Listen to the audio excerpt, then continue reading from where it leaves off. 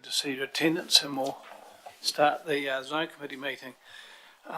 What we normally do is do a karakia, and just before we get Dave to do that, we'll just think of Jamie Grant, the normal facilitator, whose mother's not very well at all, and so just best wishes are with her. Dave, if you could do the karakia, please. Sure. Whakataka te hau ki te uru, whakataka te hau ki te tonga, kia mā kinekine ki uta, kia mā taurata ki tai. E hei aki ana te atakura, hei tio, hei huka, hei hauhu, ti hei Māori ora. Thank you. We got some apologies. Dave, you got the apologies? Yes, we have apology from Councillor Ian McKenzie, and perhaps a partial apology from Jess Hobbs, who is working and is going to try and join the meeting when she can. Right. So I'll move those apologies be accepted. Have we got a seconder? Thank you. Richard, all those in favour? Aye. Carried, thank you. Is there any extraordinary business anyone wants to bring up that's not on the agenda? You're more than welcome to bring something up during the meeting if you'd like to, so just do that. Register of interest is in your board packs, and as I've explained, it's up to you to keep it updated if there's any changes, and if there's any times when that'll come up, any conflict, you have to declare it. So we've got the minutes that have been circulated, so I'll take them as read. Is there any matters arising from those minutes that they want to discuss before we move them? Yes, Neil. Just one thing, Mr. Chairman, and it's in the minutes, and it's Ashburton Hakateri Hapu. Adrian Meredith, Principal Scientist, had some unanswered questions, and we're going to get those questions answered. I don't see it in the agenda that I'm looking at. Well, that's correct. It's not on the agenda. We haven't had an update, have we, David? From it? No, I'm sorry, I'm not aware of where that's got to. I will follow up with Jamie, see if I can get those answers. Email them on to everybody, perhaps. Yeah, we don't want to wait for another meeting. We'll have them emailed out ASAP, because it is, was requested some time ago. Thank you. Thanks for that, Neil. That sort of, so if that's all, I'll move those minutes as a correct record of the meeting last month. A seconder for that. Angela, thank you. All in favour? Aye, carried. Thank you. Correspondence. Have we any correspondence, Dave? No correspondence. Okay. So as I said with the public there, you're welcome to contribute whenever you wish to. So the first item on the agenda is the Hinds Catchment Update, which is Dr. Brett Painter. Brett said, so the floor is yours, Brett. And Pete Lowe, the chairman. Hi, Pete.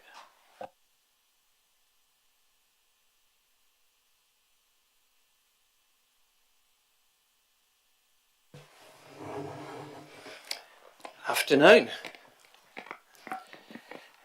In the interest of time, our 15 minutes, this was pre-circulated, so I am not going to go through in any detail. It also that we have a few minutes at the end for questions and discussions. Is that all right? So my job here is context setting and to offer my thanks and appreciation for all those who have been part of this journey, a journey for for me that started in the first stage of the strategic water study, which was last century. So for all of you who have been around for any time within the last 25 years on this journey, thank you. Just noting in here that it began because of the three droughts in the 80s and the 90s. That was the beginning of it all. The water quality issue emerged later on, and the adversarial part had been hanging around for some time and continued to hang around, and seems it's sort of rearing its ugly head again, unfortunately. In the last 16 odd years, things have been done differently. The collaborative aspect has been there that wasn't there before. a whole variety of groups have been formed and supported, and a huge amount of work has gone into things like Plan Change 2, which was based on your ZIP and ZIP addendum, which are here. So my thanks to all of those involved. Some of these groups are existing and going to carry on, all of the efforts. Some things are coming to an end.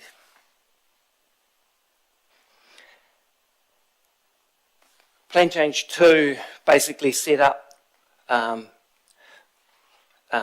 my summary of the facts, 4 different ways of approaching the challenges of ecosystem health, and you'll all be well aware of what they are, as in this diagram.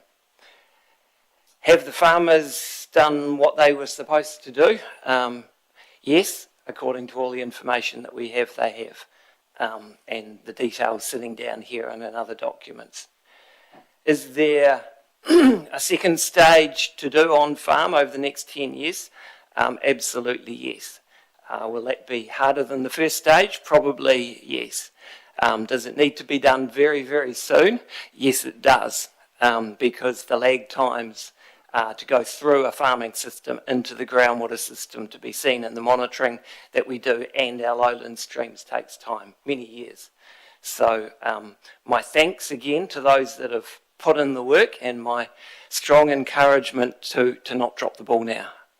We've still got a job to do on farm. Off farm, if you like, around the rest of the catchment, we have a job to do as well. These were this is the current iteration of what was proposed by the Zone Committee through the Plan Change 2 process. You will note some consents were granted a month ago. Many of you will be aware the granting of those consents has been appealed, and Pete's going to talk to that in a moment, so you've got an update.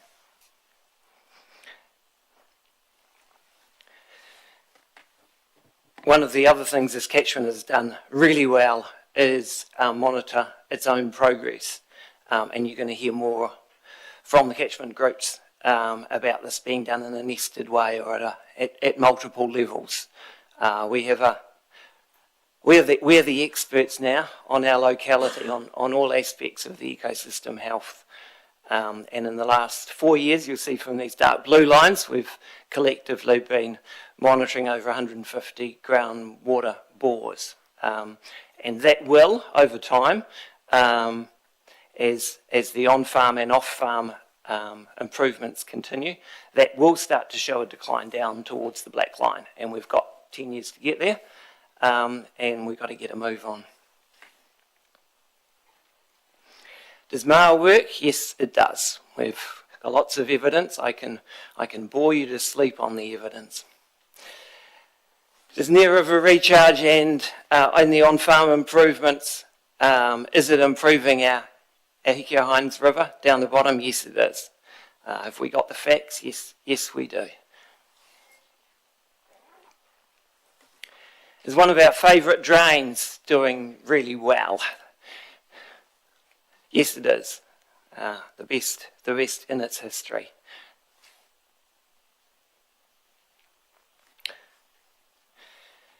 Are there other biodiversity improvements happening around this catchment? Yes, there are. These are just a few of them. You see this computer's decided to rework the structure of this slide. Apologies.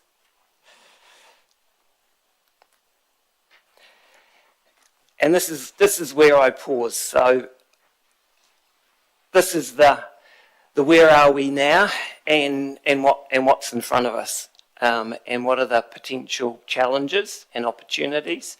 What are some of the learnings from the last however many years of involvement around here. And so these are some, as we have time, some brief discussion points, if you like. Canterbury Mayoral Forum have a key next step. You've proposed the four-legged stool. I strongly support that four-legged stool. I think it's vital. people will make improvements, will make the hard decisions when they feel involved in the decision. And what we've seen, what I've seen around Canterbury over the last 30 odd years, is evidence to back that up. When those people, the resource consent users, are not involved, when they feel other people are making decisions for them, there will be alternative routes chosen. And so if that route is progressed, then history will tell us that there will be alternative routes chosen by the resource management users, and they won't be the ideal ones. The resource consenting process also, for those going ahead, is something which is really important, because this is the implementation. It's all well and good being involved in setting up a plan and rules and things like that, but if those rules are not interpreted in the way that they were intended to be interpreted, then again the outcomes that were agreed upon are also not going to happen. And so the implementation side of RM processes, resource management processes, needs attention, needs the spotlight, just like the practices of those holding the consents. As I mentioned before, monitoring and reporting is critical. If we agree on a pathway and a goal, but we don't see progress towards that goal happening, then we don't know whether we need to adjust what we're doing. And so where that monitoring and reporting is happening, we can see clear progress. Where it isn't happening, we're in the dark. And so it's important moving forward that there is both timely and full input into the monitoring and reporting moving forward.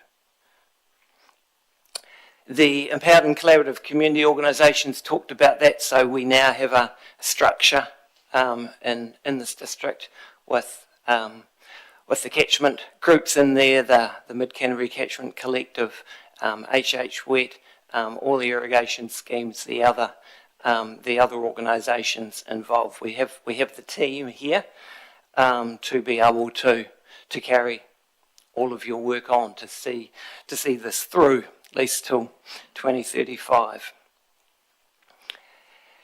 And the final point, coming back to my initial point, this whole process, the click across from adversarialism into collaborativeness happened initially. The government funding came in initially because of significant natural disasters, which were the droughts of the 80s and 90s here. And then it also was kind of helped actually by the Environment Canterbury councillors being replaced by commissioners. In a rather strange timing, it happened at the same time. And those new commissioners were given a very clear job, and they got on with it very efficiently with what was in front of them. Hopefully it won't take that sort of combination again to click back out of adversarialism back into collaborativeness. So I'm going to hand over to Pete briefly and then open it up if that's all right.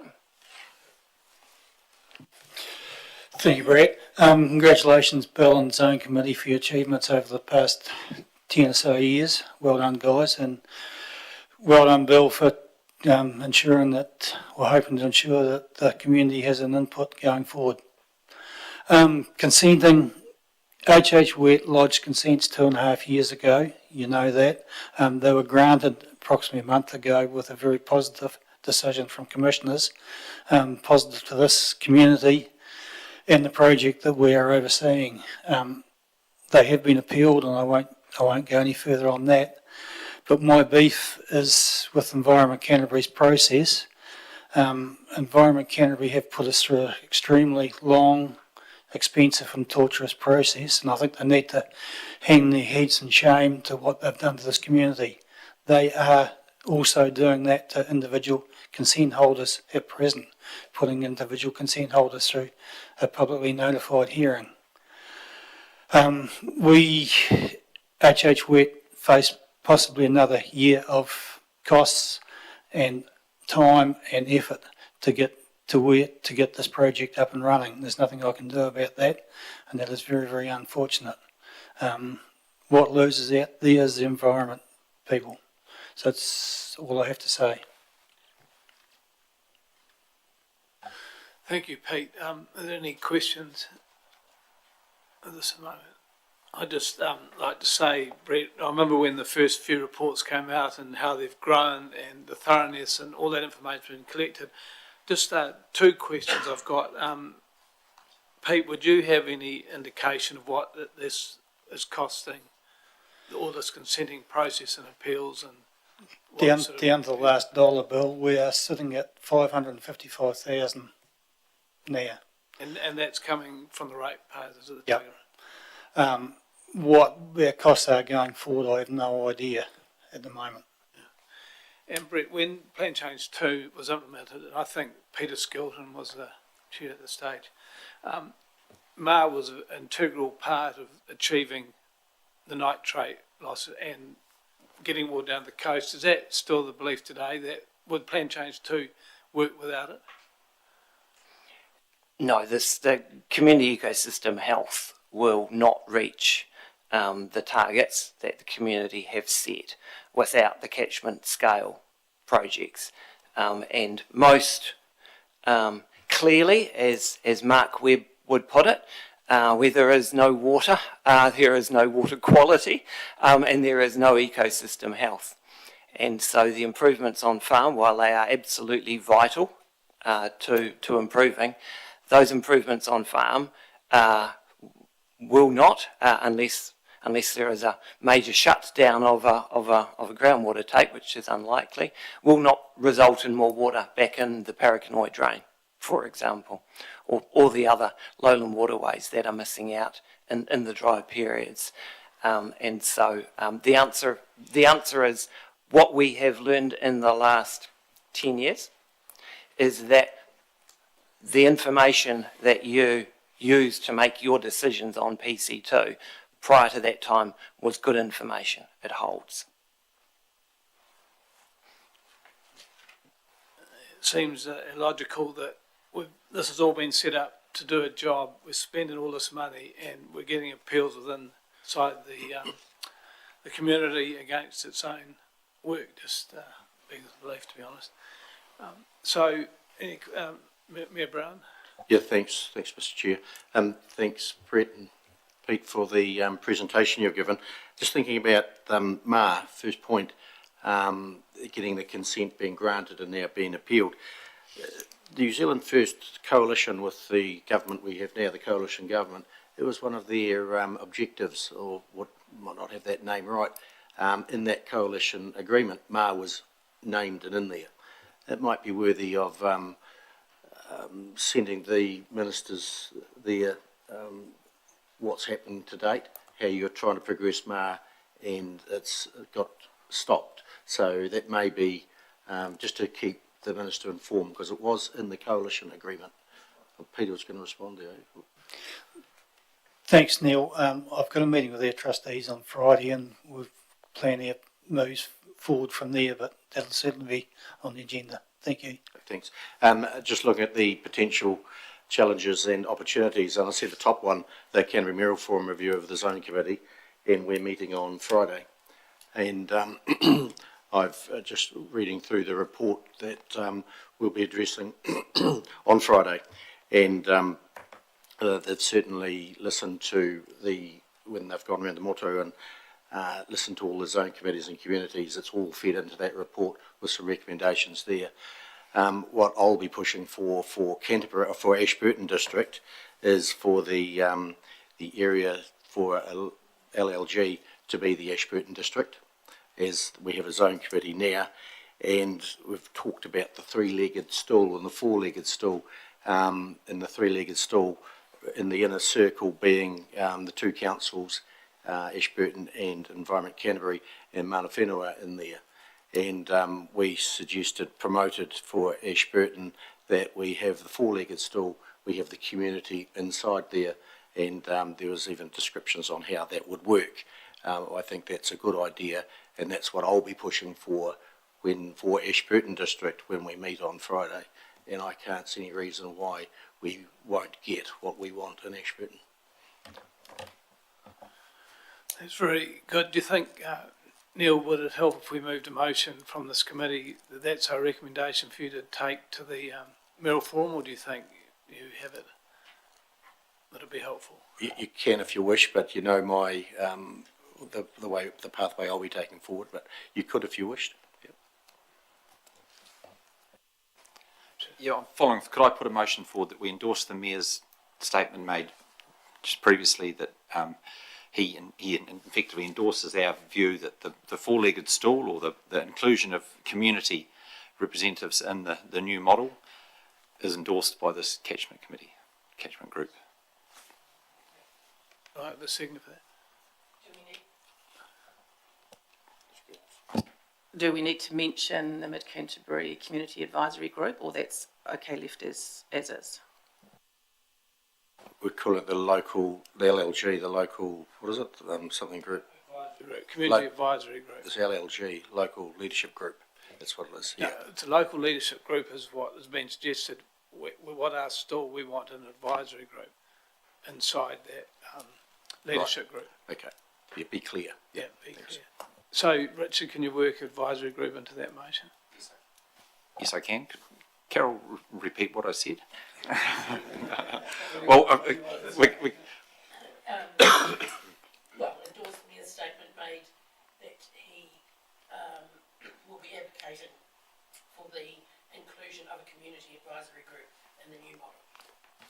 yes, that sounds good. Thank you.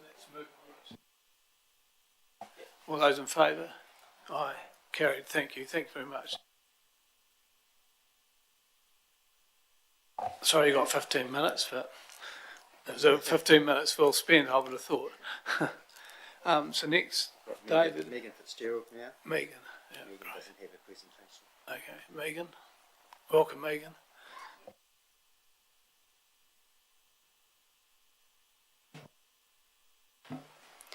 Kia ora, community board.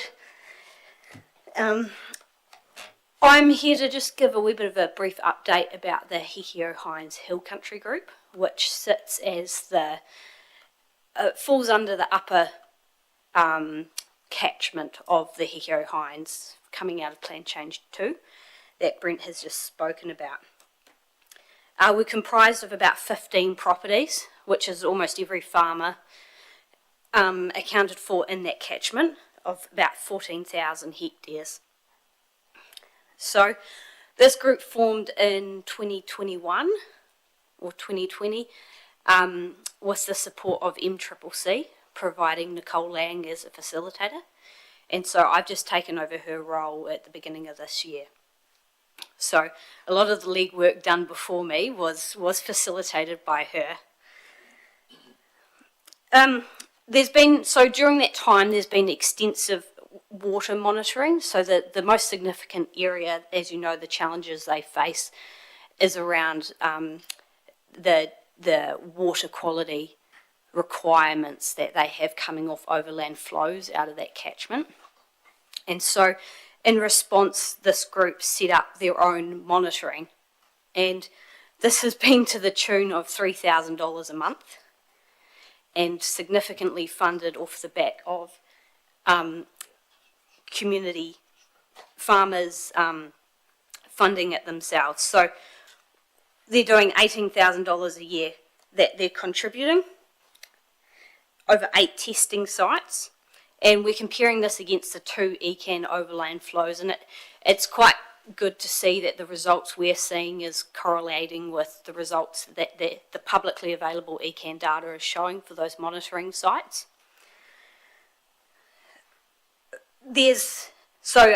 Phil, who's going to speak after me, they've taken a different approach to monitoring, where it's been a lot more the farmers have gone out and done it, or someone in the group has gone out and done it, whereas we've employed someone to do that. And the perception for us is that there's security around the robustness of the data that's being presented. We can't, at the end of the day, go or feel confident that ECAN is going to trust citizen science collected data, for lack of a better word. And so farmers have footed the bill of ensuring and protecting the fact that we've got that robust data sitting there. we were very grateful to receive in January of 2024 $14,000 from the Zone Committee, and that went towards our last year's funding for the water monitoring. So we're really appreciative of the mahi and the support that you guys have provided us. So as we look forward, that money that's coming out of farmers is going to service about half of that. So we're having to reevaluate and reassess this data, and we're concerned that that could compromise the conversations we have going forward. We can't predict what plan changes are going to come our way as a group.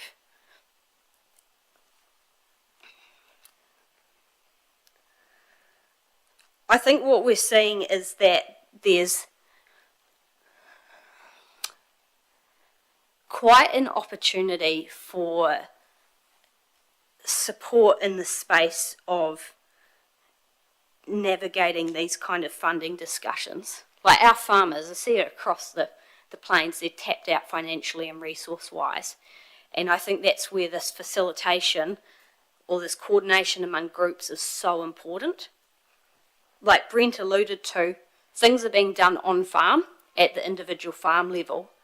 Some farmers are doing incredible stuff, extensive planting, contributing to fenceways, they're doing heaps.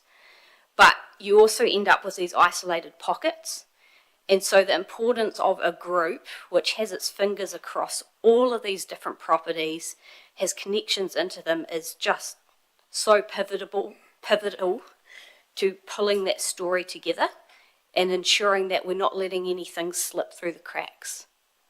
That we're making meaningful, sustainable and efficient change within our communities. Because if we don't have that coordinated effect, we lose the kind of benefits that individual farmers are making. So, where to for this group is we've got some funding discussions that we're having, and we're seeing really good opportunity with our baselining, so our overload flow, understanding biodiversity. We're now coordinated enough that we're preempting some conversations we might be having in the future. And so it's about pulling on the expertise that we have, everyone there in the community, pulling those all together and going, okay, to our farmers and to the environment, what is the most important things that we need to be doing and achieving now with the limited resources and time that we have. So, yeah, that's the heroes. That's a bit of an update on them. So it's a wee bit not quite as specific with the data, but I just wanted to give you a really kind of broad overview of the key themes that are coming out of that group. Any questions? That was really good, Megan. Just two quick questions for a start. What would, for the Zone Committee to take forward in their report, what would be your biggest concern in the future for the group? And if you were coming to ask for something, what would you be looking for support for from the Zone Committee? I think the biggest concern that we have, is if I put my farmer hat on and farm consultant hat on and facilitator hat on, is that the voice of the farmer is linked directly to the voice of the group that is sitting around advocating for it. And if that is farmer representation, or if it is people who have a really good understanding of what it means to actually be farming right now, from the environmental regulations, from the financial constraints that we're facing, that is my biggest concern, is that we kind of sometimes put people in positions that have utopistic views of things. And I think that's where the local leadership group is very important, is because it gets those people and it gets diverse voices around that table. And if you were asking for something, so you want the local knowledge, bottom up sort of thing. And what about, is it more testing equipment, or is it more farm environment plans, or is there something that's you'd want support for that you haven't got at the moment? It comes up with looking at each individual group. There's each individual different needs. So some groups need access to the SMAC testing kit. So that's a physical kit that you can purchase for biodiversity monitoring and water. Some of them, like this group, need funding to be able to continue that water testing because that's really important for them. So what's really important is that the groups are able to access some sort of resource that enables them to get what they need. If you said, oh, you can only purchase a physical asset or you can only purchase research, it becomes quite limiting, and you end up with people creating projects to get the funding rather than creating the projects to achieve what they need to achieve within their community. Thanks, Megan. Mayor Brown? Yeah, I've got a couple of questions. Thanks for your report there, Megan.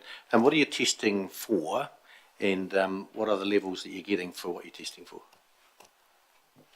Good question. I didn't want to put the data up because it's just a bit private and stuff like that. Okay. Yeah. But we're running, so we're doing Hills Lab reports for water samples, and we're testing anything from nitrates to E. coli to sediment, turbidity, phosphorus, total phosphorus, collegial, something. There's about, I want to say 12 metrics that we're testing, and plotting it, we're hitting the targets for that. ECAN are looking for 4 major things, and we're hitting, so nitrate, nitrogen, total phosphorus, E. coli, and turbidity, yeah. And so we're hitting most of them all of the time, which is really heartening to see. So the changes we've made have... Yeah. You also mentioned that you've got to get a consultant in to take the tests because you've someone's not trusting you to take the tests as a farmer led group. I'm just thinking that perhaps the regional council should be certifying farmer groups to take the water samples, and that could be by the way of an audit every now and then to see that you're doing it properly. Teach them how to do it, and perhaps auditing once every whatever, just to see that the rules are being followed. You've got to get that trust back, and that'll keep the cost down. You're spending bulky your monies on consultants to do this work when it could be done in-house, I'd call it, or by your group. Save a lot of money, get the same results, be audited. I think we should be looking at those lines, because that valuable money that's being spent on consultants, and you say the farmers are paying for it, those farmers are food producers. They need recompensing for it. What are we hearing the most about in supermarkets at the moment? The cost of food. Well, it's just not adding up. Those costs are going to be passed on. The food in the supermarket is going to get more expensive. When no one's winning here, we need to look at how we can do it better and trust each other.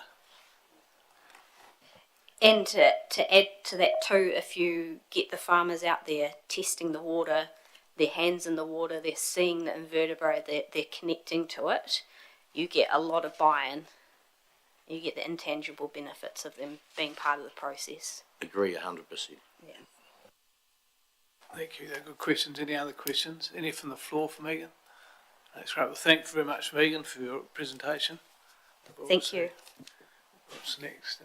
Phil Everest now, the High Lowlands Catchment Group. Phil Everest on the High That's Lowlands Lowlands Catchment. Yeah, Lowlands Catchment Group. Phil.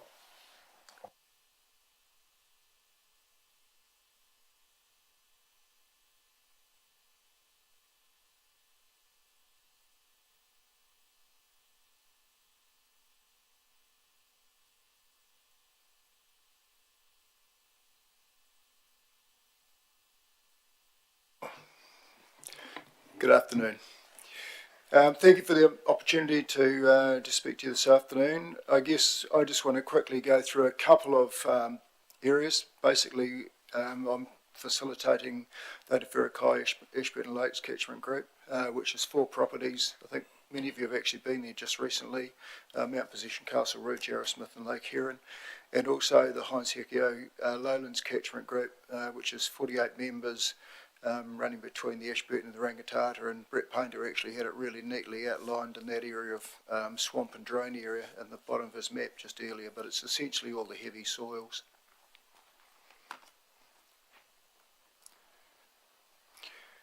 So following on from Mayor Neil Brown's comments before, I guess we would like, the Ashburton Lakes would like to thank again the funding that the Zone Committee has provided for us. That allowed us to purchase our first nitrate sensor, and you'll be pleased to know that that machine now is just completed just over 1,000 samples in the last year and 2 and a bit years.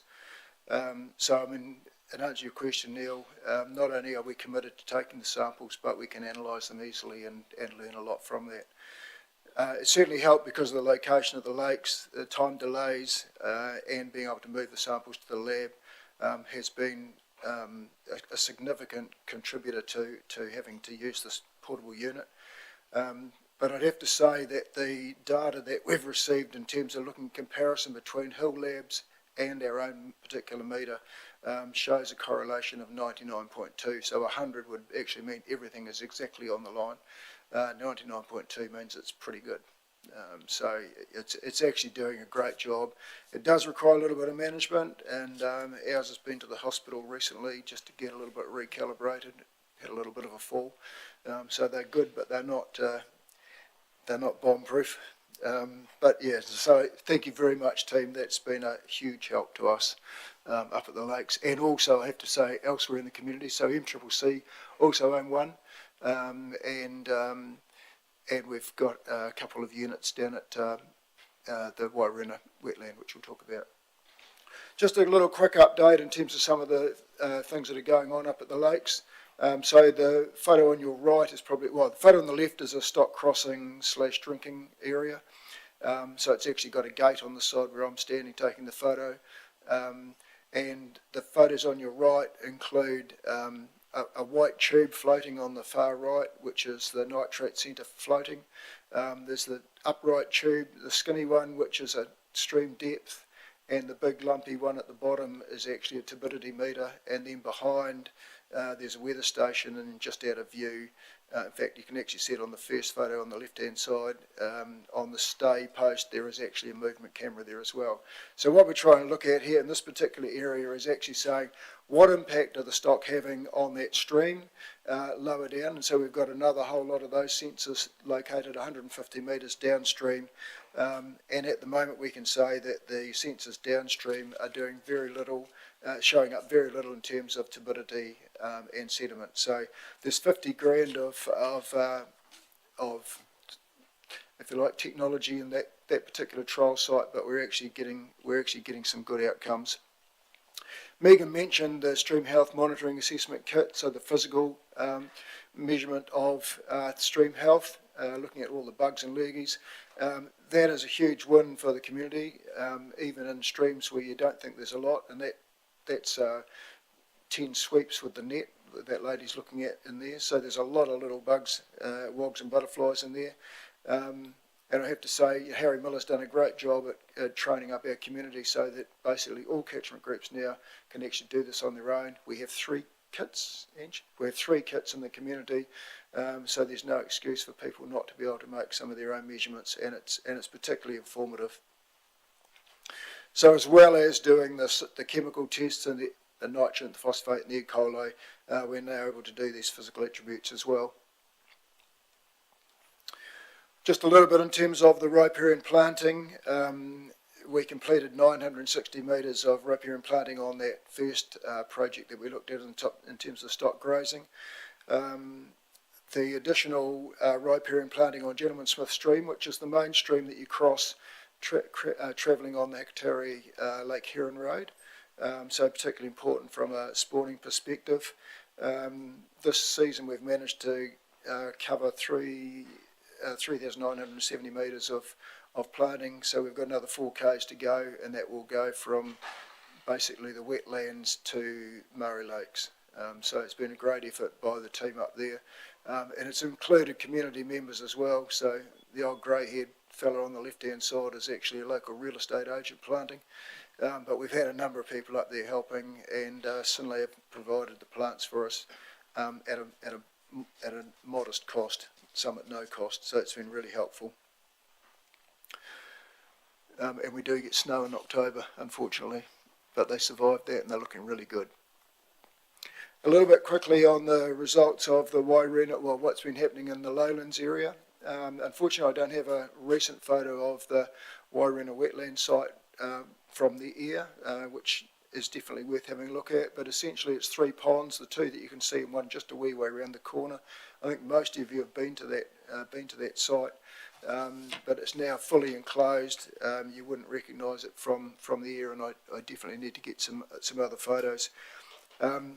I guess the point that we probably need to make here is that, I mean, without the support from the Mackenzie family who provided the land, and more specifically Nick Vernon from Synley ex-Ecan and Lee Burberry from D&Z, this project wouldn't have gone ahead. The total cost of that construction was $20,000, or just $20,250, and our consent for that would have been in excess of that sum already. So we managed to build it without a consent, so we weren't allowed to shift more than 100 cubic metres of soil. We weren't allowed to take more than 1.3 litres a second, and we had to be at least 10 metres away from the waterway. You can see evidence that we've achieved most of that in that photo. The 10 metres of waterway is definitely the reason that those willow logs, which we had to poison, are in the middle of the pond, is because we would have exceeded our 100 metres of cubic metres of soil to build it, but we managed to use a bit of Kiwi ingenuity to get around it. The first pond that you can see there, which does have a little bit of green slime on it as you look at it, is essentially unplanted in the middle of it. It doesn't look like that there, but it is. The second pond is fully planted, and the third pond is fully planted. And so this is looking back up through pond 1. I'm sorry, as Brett's found out, the computer does some odd stuff to our printing, but I can just quickly go through it. The results that we've achieved from our, and I have to say, it's 0.067 of a hectare, holding 200 cubic metres of water, so it's pretty small scale, but it's actually worked incredibly well. The average reduction in nitrate from the time we started to where we are now is 33.9%, and I've detailed that in terms of what's happened in each pond. But it's actually interesting, now that it's fully established, there's been a 48% reduction in nitrate level in and out from September to April this year, so that's over the growth period. And our very best month was when everything was absolutely honking, and we went from 10 parts per million down to 1.7 parts per million, so an 83% reduction. So this has been a really good demonstration for the community to say what can be done. We need to now have enabling legislation to allow us to take this much further. As Megan has said, you know, it's hard to get information out of guys. I've used the Windermere drain in terms of our modelling stuff here. What we've done, I think most of you are familiar, we're actually tracking water on the way down.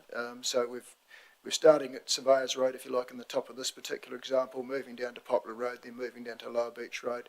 And you can see pretty much in this particular case anyway, the water gets a little bit better as it goes down. In part, that is to do with Pete and Brett also putting in some supplementary water from irrigation, or from an irrigation well.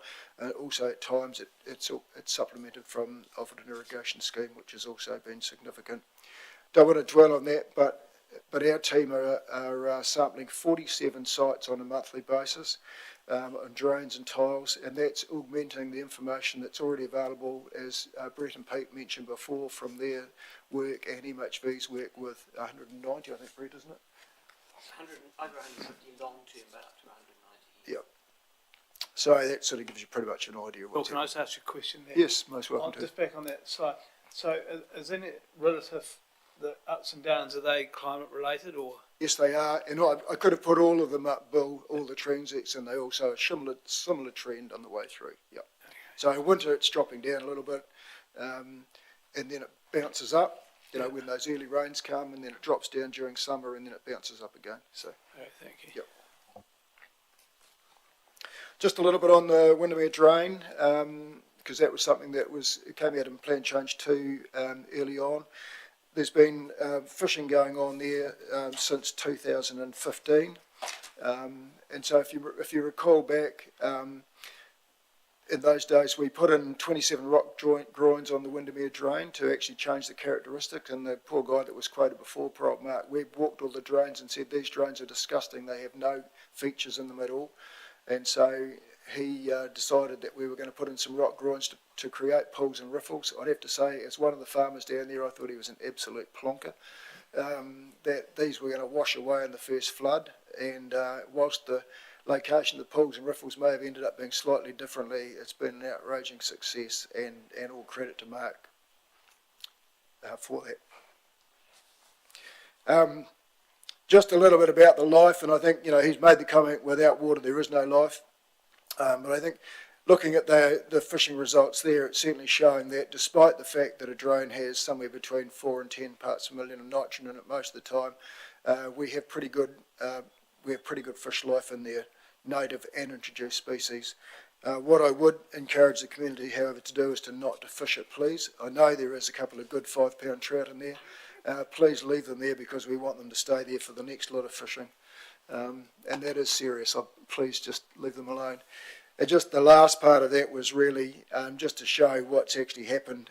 That eel there was 85 centimetres long, and so we're told that that particular one is probably close to 80 years old. There were two, one at 70 odd mils and that one at 85. So we've actually got some old life in the drain, and clearly that's something that we're all very proud of in the community. I guess that's probably that's enough from me, and I guess it's up to you guys if you want to ask any questions. Thank you. Thanks, Phil. That's a very good summary. Have we got any questions for Phil? You certainly got a good brief from the high country to the sea, which is great. So, because we've Richard. Phil, look, I see the science is getting better and better and deeper, you would say. How do you see that? You mentioned demonstration legislation. Is that progressing? How do you see us, with the zonal committee, with ECAN, with district council, how can you see us help to progress that legislation to enable the science to be used to enact, improvements and better stuff to happen? Thank you, Richard. I'm delighted you asked that question. I didn't even ask you to ask it. But seriously, I think where the council, where the council and the zone committee sit in that, I think is actually helping to draft policy and actually getting policy that enables good stuff to happen. And that's what we've got to try. We've actually got to be able to try stuff that may or may not work, but we've actually got to be able to do that in the first instance. And if we can't do that, and if those policies aren't in place, I think, Richard, we're going to be struggling. If we had to pay $20,000 to $30,000 for a consent for that wetland down at Wairuna, that would not have happened. You got a question, Neil? Yeah, thanks for the presentation, Phil. Just looking at that graph, or the photo you've got there on the screen, the water result 6.7 to 9.8, and you see that that eel in there, and I'm sure there's other. Well, you've got bullies and trout. They're not supposed to live in that sort of water. Have they? Why is that? Have they evolved over time to adapt to it? I know the result, the goal is to get that water down, but it's not for nitrates because it's not there yet. But the goal is to bring it down. What other creatures are in there that shouldn't be with nitrate levels like that? Do you know? Listen, I think, Neil, we're actually charting new territory, and I have to say, from my point of view, it's actually how many factors can you have before you get the flu. So I could have the flu, I could be sitting right next door to you, but if you're pretty healthy, you won't get it. If you're feeling run down, you've had a bad week, trying to deal with things for us at council, then I might pass it on to you. And I think it's pretty much like the fish species in the drain there. We've enhanced the habitat with the rock groins. That's given them extra oxygen in the water. It's changed the characteristics of the flow. We've planted carrick sector along the side, so some of those smaller fish have got somewhere to hide. I just think it's a whole combination of things, and we tend to just look at one factor and say nitrate, that's naughty. and I agree with you, we still as a community want to try and bring this down, but actually I think there are other things that we can also do to enhance the environment and improve the footprint. For some of these were flagship, projects almost, did you say, like and that, you had a lot of energy in to do them, and you, as you said, with the one at the wetland down the bottom of Wairuna, you worked within the current legislation. Has the rest of the community seen that, and are they starting to do other stuff or wanting to do other stuff to, enhance the drains and do other wetlands and that sort of thing? Is there a stockpile sitting waiting to happen or being held up by legislation or anything? In terms of wetlands, there's definitely a stockpile of people waiting for things to change, and that needs to be enabled. And I was at a 2-day wetland seminar a couple of weeks ago, and Hekeao just stood up and said, well, we won't be able to deal with this until 2030 in terms of policy changes. I know Marcella's in the room, and there are some of the members that are trying to get it so that we can actually do a global wetland consent, but that's slower than you'd even like to think about. So whilst I hope that they're successful, we really do need a big shove to get some of these things moving along. I think we've actually taken an approach where, okay, we know that technology works, and I have to say, Richard, from having gone to that wetland workshop, I would say that in Canterbury, between the Murray and mid-Canterbury, we've probably got better information on wetlands in Canterbury than anyone in terms of their performance and construction costs and things. So I think we do have the skills within our base, which we're very fortunate about, and we need to be able to do them at least cost.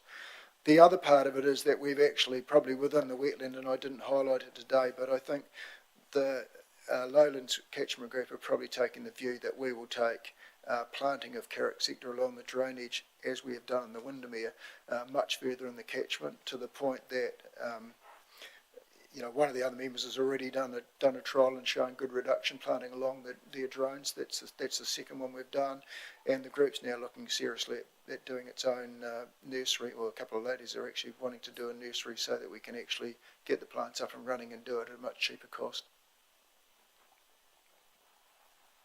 Not a question, because that would take too long, just a wee statement. When we put the agenda together, we wanted to tell a story about the Hinds catchment, from the mountains to the sea. I want to thank Megan for covering off the hill country part of it, Brett and Pete for the plains, and thank you to Phil for the lowlands. He's doing an awesome job as our facilitator down there, and above and beyond. So, I mean, it's a collaborative effort through and through, but we do need leaders who have knowledge about these sorts of things, and I think Wairuna shines through. So thank you. Thank you. So, Andrew, I'll take it that you're moving we receive the updates. I'll second it. All in favour? Aye. Okay, thank you for 3 excellent presentations. Just my final comment that I left off the bottom of my page. I think we all would like to thank the Zone Committee for their support, because all of these projects have actually started with you guys right at the offset. They've been great examples of what community can do when it's working together to get the best outcomes for those catchments. And I think you can see clearly, just what a little bit of seed funding can do to actually create good science and good work in our community that would have never have got off the ground without your support. So thank you very much. Thank you. Appreciate that, Phil. Okay, Dave. So next we've got Stacey and Harry, Greenstreet report. Greenstreet report, Harry and Stacey, is it? Yeah, great.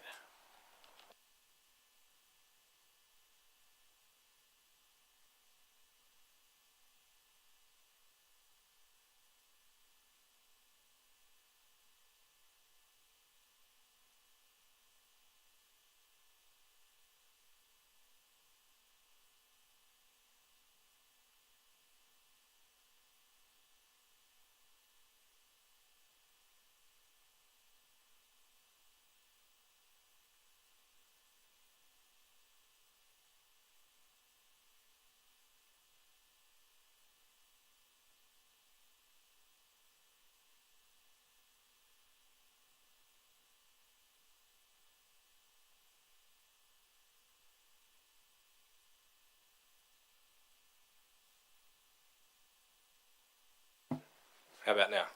Good. Alrighty, thank you very much for the opportunity to provide a bit of an update. Harry Miller, facilitator for the Greenstreet Catchment Group, and we've also got Stacey Stewart, who is our chair.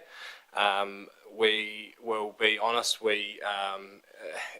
fairly rushed to put this together, so we've done the best we can with the time at hand.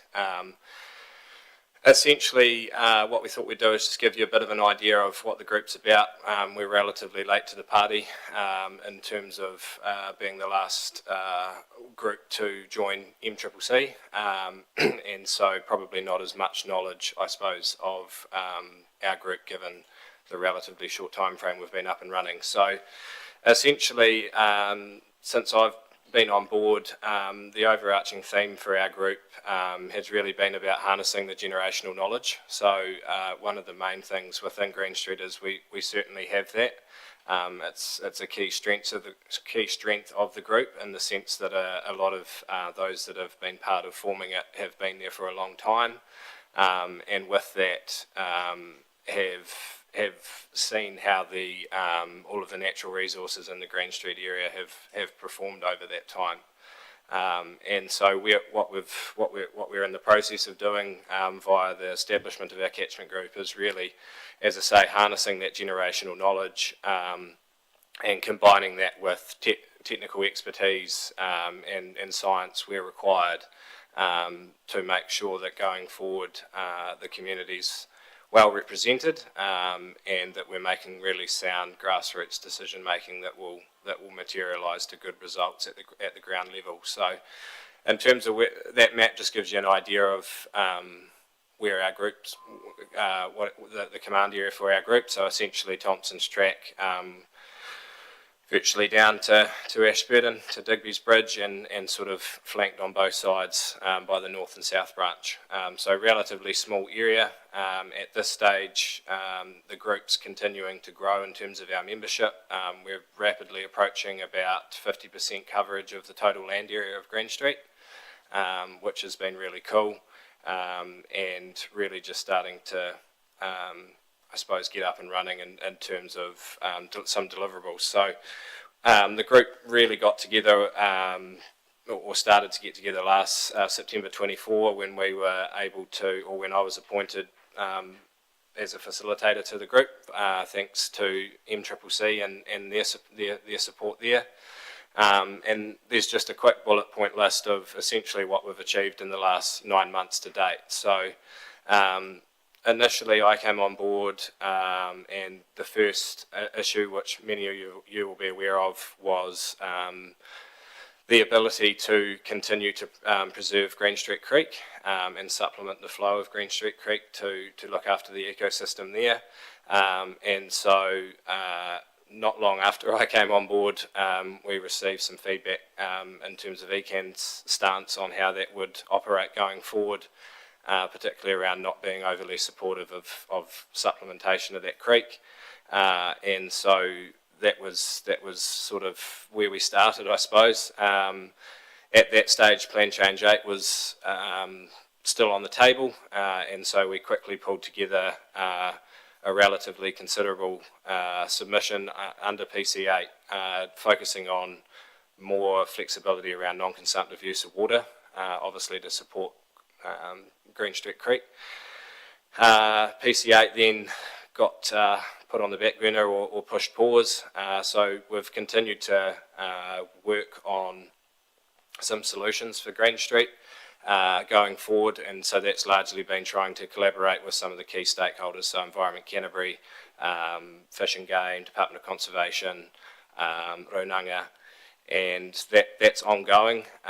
We are seeing some positive signs. Marcelo's in the room, and Marcelo has done a good job in terms of liaising on behalf of our group, which has been great internally at ECAN, and we're not counting the chickens before they hatch, but we're certainly feeling that there's an air of optimism and positivity around potentially securing a short-term solution to manage the upcoming season if it were to dry, while we also work on a medium to longer term solution. So that's been positive, but as I say, the proof will be largely in the pudding there. Outside of the Greenstreet Creek stuff, we have been also putting together our catchment action plan to give us a bit of some guidance going forward, and that's largely been put together based on feedback from our steering committee. So we established a steering committee of about 5 of our local landowners in Greenstreet, and through a couple of meetings we've pulled that together to set some direction. Outside of that, conducted a series of eDNA sampling. It's something that we would like to continue, so that was more targeted in December towards the Greenstreet Creek, but also O'Shea's Creek, to understand what ecology is actually present and whether there's or to what extent there's species remaining after the creek was put under significant stress. Signs are positive that we still have some pretty cool species in there, and longfin eel. The picture on the left there, we've got coda, upland bullies. We've got a lot of stuff that's still very much in recovery phase, I would say, but still persisting, which is all the more reason in our mind to keep progressing forward to protect that creek going forward. Through the process of working on a solution for Greenstreet and having an ear to the ground around the challenges for non-consumptive use of water or augmentation, we come across other groups in the community that were finding some challenges under a similar banner. And so just recently we have been collaborating with the Mount Harding group and also representatives from Lake Hood to see whether we're not, or I think firstly to make sure we're not all fighting the same battle, but from different angles, and whether there's some merit in us actually, at the very least, keeping communication channels open to ensure that we're all sort of heading in the same direction, but not duplicating. And early stages of that, but from what we've seen, there's some definite synergies across our groups and some opportunities, I think, to press forward with that a little bit more. We've recently just also held 2 water quality drop-in sessions, so that was using the nitrate sensor that Phil walked you through, which basically presented the community an opportunity to to drop in over a couple of 1-hour slots with water samples from wherever they choose, kitchen tap, basically whatever they're interested in, and we conducted that sampling for them.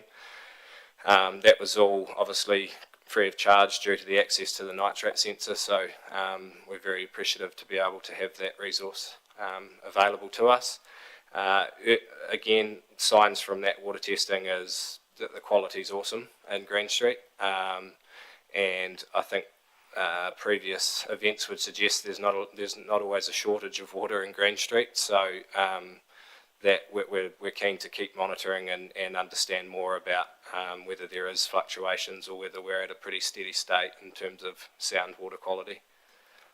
The final one or activity we've achieved and leads into where we'd like to go to next is completing a bit of a flood management tour. So we got together with some local landowners and basically just went on a bit of a tiki tour through Greenstreet, identifying based on their opinion where they saw some real weaknesses or challenges with flood management in Greenstreet, and some, again, harnessing that generational knowledge of how the rivers have performed to start to piece together a proposal on behalf of the committee as to where we could be potentially looking at doing things better with flood management in Greenstreet, but also making sure that any budget that is sitting there that's attributed to flood management is targeting areas that that the community feels have been vulnerable for a long time. So that'll be an ongoing piece of work over the next couple of months. I can probably pass this bit to Stacey in terms of benefits of catchment groups, because I'm probably a little bit conflicted. I'm fairly one-eyed when it comes to the benefits of them, so I'll give you a grassroots perspective. Thanks, Harry. So would like to thank MCCC for the facilitator of Harry, because if we didn't have this opportunity, Greenstreet Catchment Group would probably still just be a pipe dream, because, you know, we're on-the-ground farmers, we're not up with what we need to do, but having someone like Harry helps us along. So the great benefit of the catchment group is we all know Greenstreet's had couple of wee issues over the last 4 years, with the flooding 4 years ago and then the Greenstreet Creek last year. And this will be a voice for the community to be able to have somebody to lead us in the right direction of where we need to go, who we need to speak to, what we need to present to get our voices heard. Very well put, Stacey. I suppose the bit that I would add to that is, in my mind, the catchment groups are enabling what the Canterbury Water Management Strategy set out to achieve, which was a collaborative framework where the community sat at the heart of that. And I think even listening to the other groups that are presented already, we can really see that this is a pretty cool way to actually enable action on the ground, which is great.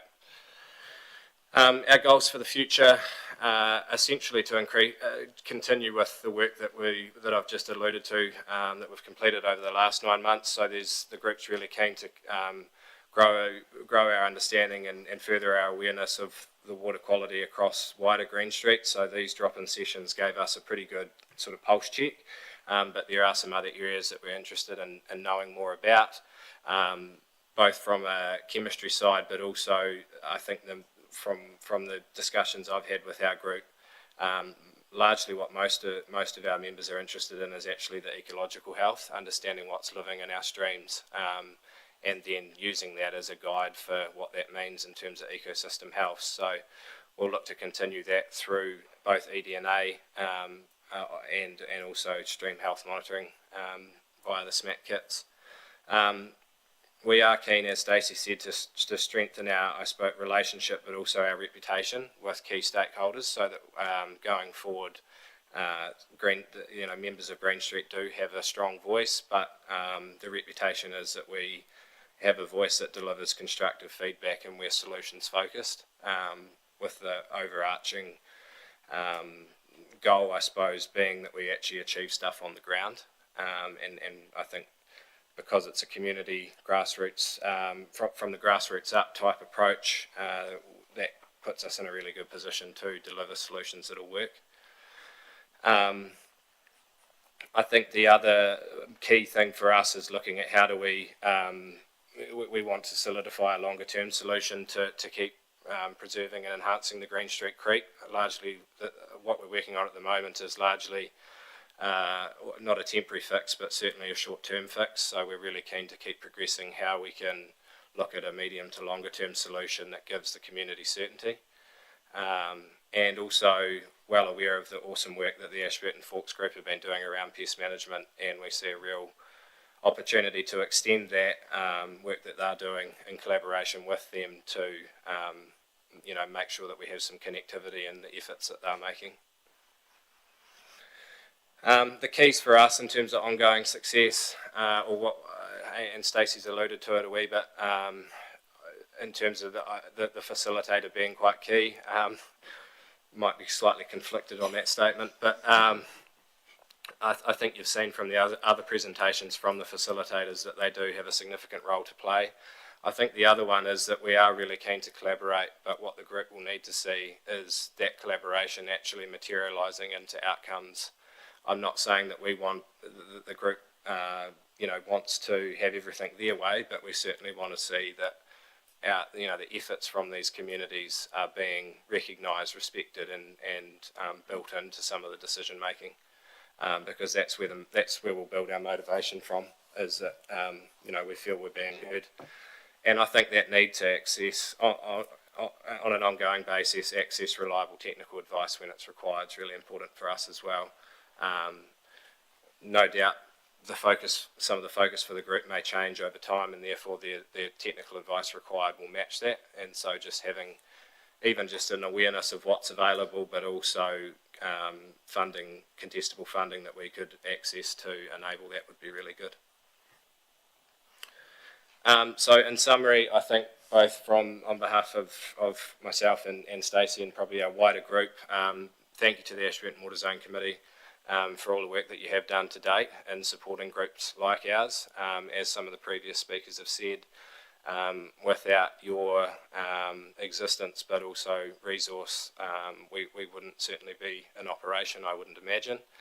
Thank you also to Mid-Canterbury Catchment Collective for providing the foundation for our group, all of our groups to build on. You've made that process very easy. It's not always easy to start a catchment group, so that pathway has been fairly seamless, and that's testament to the work that you guys have done. And just because I like quotes, we left you with a phrase to ponder, particularly after the presentations you've heard, which to me probably all fit within that, in the sense that when we listen to the voices of our community, we don't just make better decisions, we make decisions that will truly belong to the people they affect. So thank you for the opportunity, and we hope that we can continue to contribute in these ways going forward. Well, thank you very much, Stacey and Harry, and it's a very good presentation. In the fullness of time, we'll keep moving, but I just wanted to say, following the successful field trip that we had with the councillors, and we saw the Greenstreet with the zone committee, whether we feel it would be appropriate if we sent a message to ECAN, just a motion along the lines that the zone committee recommend ECAN support the Greenstreet Catchment Group in protecting and enhancing the biodiversity in the Greenstreet Creek. Absolutely. That'd be amazing. What does the zone committee feel about that? Okay, because the councillors were quite impressed, and some of them didn't really know what the creek was doing, and you've got so much history, and it'd be good to keep it in front of them. Thank you. Okay, so I'll move that motion and just second it. All in favour? If I did it a bit fast, I'll get it back to you. Okay, thanks, Harry and Stacey. Thanks, Dave. Thank you. So next, what's next? Megan again on the Whitcombe Landcare Trust. Yeah.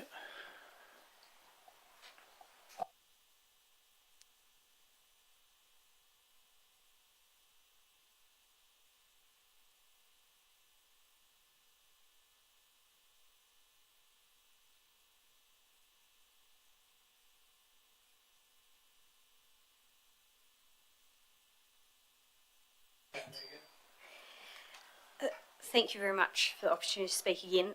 So Paul, Ensor and myself spoke probably just under a year ago to you guys, so I won't need to go too much over what the group's done and achieved, but I'd still like to give you a bit of an update, and I guess similar to what I did with Hekeao Hinds is a bit of what challenges these guys are facing. So just a bit of a recap. First, I'd like to acknowledge we've got Donna Field in the back here. She's a member of our catchment group as well. We've got 11 properties and quite a vast area with over 65 kilometres of river frontage up the Hekeao and Matthias River. So all upper Hekeao River area. When Paul presented last year, he just kind of he summarised what they've achieved so far, which is a lot to do with extensive weed and pest control, as well as some historical water quality testing. He stated about just the complexity of the the regulations that they're facing, and that there's not necessarily clarity about where or how they should be doing certain environmental things. Since our presentation, we've come together as a group, and we've really began to focus on establishing baselines. So Mayor Brown, the question to Phil regarding the presence of the eel in the water with levels that not necessarily, we're being told, aren't actually sustainable to life or that type of life. The Whitcombe Landcare Group has had such low levels of nitrates, and some visionaries in that group, which was formed in 1992, have been doing water testing since then. So we can show, and the levels are like within the margin of error for their nitrates, so really low. And so what the group has now, it's got a jumping off point to understand what's the biodiversity in these streams, and what's the kind of interaction beyond water quality and water chemistry to actually what impact is this having on our biodiversity. And so what we're doing now is doing extensive eDNA testing. So we've got a lot of funding, or we've got funding, from MCCC to carry that out.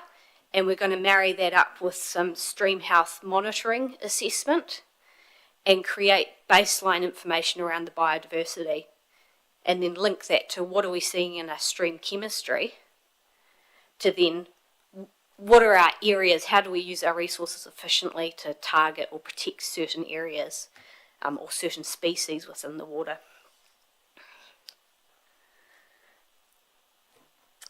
One thing that we're facing up there is it's a very complex area, so we've got lots of interested parties involved. We've got LINZ, we've got ECAN, we've got DOC, we've got Fish and Game, we've got recreation users, and they go from fishers through to four-wheel drives through to people walking the Te Araroa. So it's about our landholders being able to manage and carry out protective work not only on their own properties but properties surrounding that. And the facilitator's role has been very much coordinating those complex relationships around those discussions. It is quite a big task, as I'm sure you'll appreciate. I just think that the group up there are, as with all of our farmers, they take immense pride in that area, and they've poured so much of their own resources into protecting and improving that environment. So this coordinated approach allows them to access more funding, which they have done. So yeah, watch this space. There's some big projects coming up there that the group's been involved with. So I'll leave it at that. Thank you. It's a good presentation. Megan, I see Donna in the back, past chair of the zone committee and a member of the zone committee. Donna, would you like to, anything you'd like to say or discuss? Have you got a comment you'd like to make? I think Megan did a really good job, actually, but probably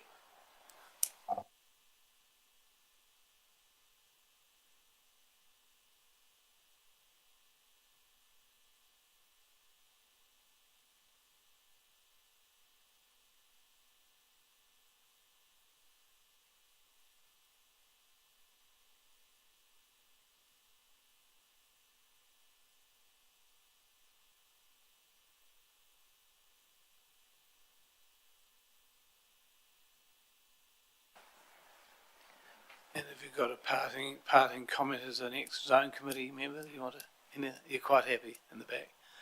oh well, it's changing up the card, isn't it? Well, it'll be interesting to see where it goes. I think, obviously I'm a big believer in the zone committee, and we'll see what happens next. Okay, thank you. Is there any questions for Megan? Just a comment from me. Megan gets a gold star for going under time. Well done. Thank you. I had a timer in front of me. And so I'll just move that we accept that report, receive the report. And you'll second it. All those in favour? Aye, carried. Thank you. We've got Jono Allen from... Jono Allen with the Ashburton Forks, Jono. And Will Wright. Oh, Will Wright. Will Wright and the high vis.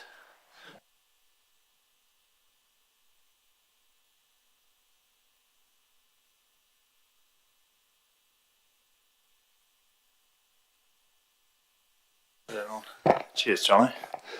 I was just going to give a bit of an overview about where we're at and what we're up to, and then Jono was going to lead into a bit of a more of a farmer-focused piece, specifically around the funding that we obtained from the zone committee last year. So, I'm Will Wright. I did.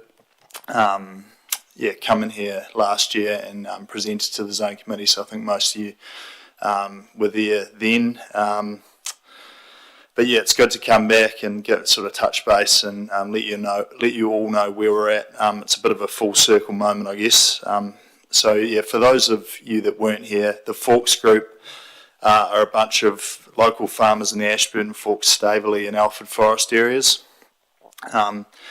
Our catchment group bounds between the Rangitata Diversion Race in the west and Thompson's Track in the east. We've got about 80 kilometres of river frontage across the Taylor Stream, Bowes Stream and the Ashburton Rivers, and we're located very close to the native bush-clad foothills. And this close connection between farmland and native habitat is a big part of what drives our group. We're reasonably young. We formed in late 2023, but we've been reasonably busy and we've been quite active. We've now got 25 paying members, including BCI and Ashburton Landcare as what we call non-affiliate members. That was that was an initiative we've sort of come across in the last year or so. So it's good to have them involved. They're big stakeholders in the area. So these members gives us a coverage of over 8,000 hectares of our 11,000-ish hectares up there. So we've got pretty good coverage. Our work is guided by a catchment action plan with two main goals. We want to understand and improve water quality in our catchment, and we want to enhance native biodiversity. And we've been chipping away on both fronts. We've now taken 550 nitrate-nitrogen water samples across surface water, groundwater and spring heads. We've got a fairly agricultural means. Well, it's refined and it's fit for purpose, but it's somewhat agricultural in the sense that we've got some chili bins at the front of driveways, and farmers follow a protocol and drop their samples in once a month. There's ice blocks. Jono and Anne-Marie man one of them, and another group member mans another. There's ice blocks in the chili bins, and I come up after work and grab them and process them in the evening. And it's helping us to build a clearer picture of the state of our water within our catchment. We had access to experts review our nitrate monitoring approach to make sure that our data is robust, and that was really important for our group. We've recently, as Megan and Harry have spoken about, we've recently taken a suite of eDNA tests, which I've got the results for, and I haven't got around to shifting out to the crew. I got them on Saturday morning, so I'm looking forward to shifting them out, but they've been really interesting, and looking forward to getting them out to our members. So alongside the usual water chemistry, it's given us a window into the ecological state of our waterways, which I think is really, really engaging, and as Harry mentioned, I think it's the touchy-feely stuff, and it's almost more important in a lot of ways. What I've really noticed from our water monitoring, both ecological and I guess the chemistry, monitoring of the chemistry that we've undertaken is that it creates a lot of conversation and action. We've had farmers plant up creeks or start thinking about mitigation options directly off the back of the test results that they've gathered themselves. In my view, this is the sort of behaviour change that wouldn't probably happen, or at least not as quickly, under a purely conventional regulatory approach. And I think when farmers own the data and the information, they're more likely to respond to it. It's definitely a different angle to come from, so I think it's really important. Predator control was an early focus for us, as I've spoken to you about before. Partly because the impact is so visible, but also it's hugely engaging. Over the last 18 months, we've now removed 4,300 pests and predators, so we're up about 1,200 since when I last spoke to you, and I still haven't got the tallies from the auto traps, most recent tallies from the auto traps, but they've been really, really effective. So a big driver of this has been the now 21 AT220 auto traps that we now own. And this project was made possible. We've had some really generous sponsors, but largely, the contribution that the Zone Committee made last year has been a massive part of that. So that's allowed fairly much each of our members to have their own auto trap, and they're spread across the catchment reasonably uniformly, and they're all out there doing a job, and they are doing a really, really effective job.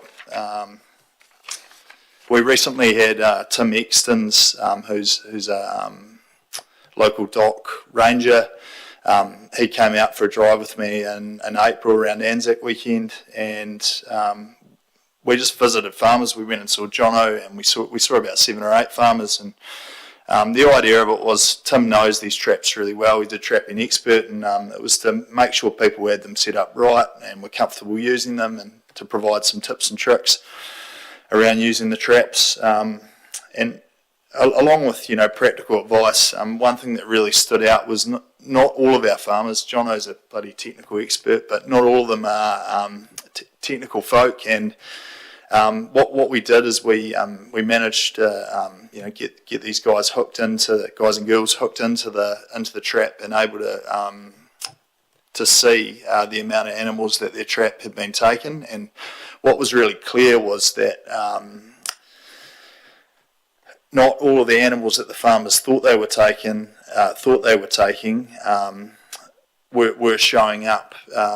What I mean by that is, a lot of the animals that the traps were taking were getting taken away by possibly cats or other things, and so the traps were far more effective than the farmers initially knew or understood. And smaller things like mice and rats were really effective on that, but they were being whisked away by some big tomcat. So Jono's going to speak shortly about a bit more of a farmer's perspective on how the traps are working day to day. We've been really fortunate, along with the other groups, to have a really strong support. MCCC have provided funding for facilitation, communications, water monitoring, eDNA, and a number of other factors. And their role in coordinating and supporting our group has been hugely important. It's also worth noting that the farmers themselves are contributing both financially and with their time, and that buy-in matters, and it's what gives the work legs beyond any one funding cycle. Our focus now is to keep building. That includes expanding our pest and predator control efforts, continuing to look at options to link planting, growing our monitoring program, and continuing to front foot our conservation. And we're really keen on telling our story. We've found it hugely beneficial. And no one farmer likes to stick his head above the parapet, but having people like Hoops and other articles, Janine Holland, helping us communicate what we're up to has been really neat, and it made probably people more comfortable about telling their story. So to wrap it up, I just wanted to say thank you very much, Bill and the Zone Committee, for your support, not just in terms of funding, but also giving legitimacy to the work and helping us get momentum early. We're still learning, we're still figuring it all out. But what we've seen so far is when you give farmers good tools and good information, then you get the job done. Thanks for your time, and I'll now hand over to Jono. Thank you. Thanks, Will. I'm Jono Allen, the son of Chris Allen, who possibly many of you know. Chris and I started trapping probably when I was about 5 years old, back in the days when we'd spend many nights going up and down the riverbeds, manually setting possum traps in the cold. The times have changed now with these auto traps, which have been quite game-changing. No longer do we have to ensure that if we catch a possum that we go out and manually set the trap the next day. The impacts are quite noticeable as well with all the new plantings up and down the riverbeds, that the possums are no longer chewing the new plantings away. So it's really cool to see from the times when we weren't doing them 10 years ago to these new traps now, like how the plantings are flourishing.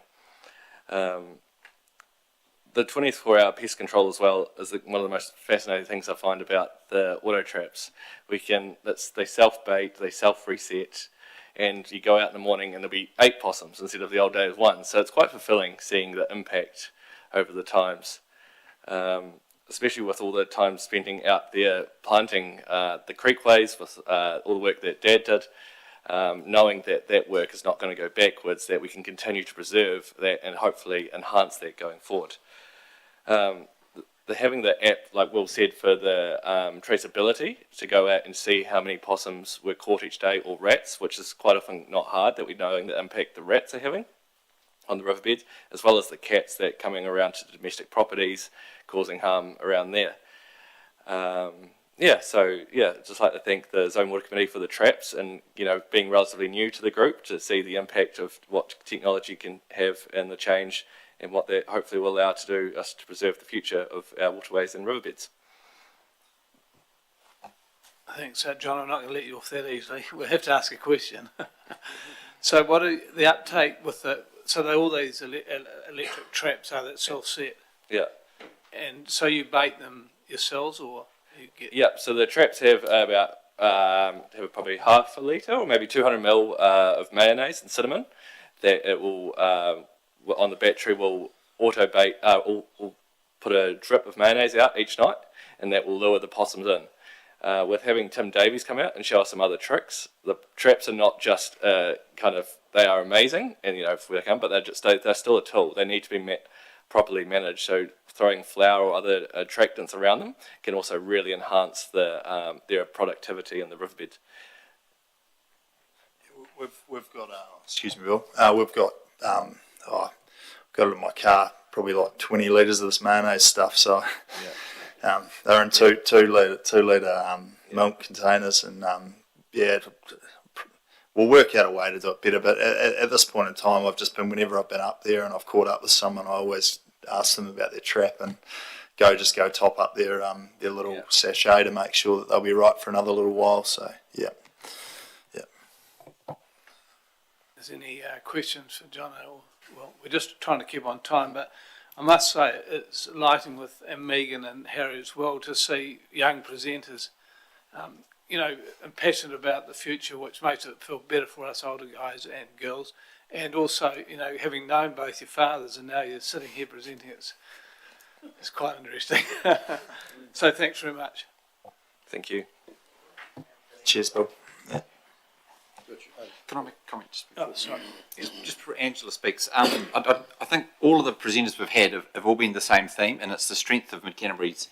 We're getting some go forward effectively in our environment, and so we need to be aware that that's happening and make sure. I think there was a talk there. We talk between each other and make sure you keep the strength going. There was a bit of talk about stream augmentation.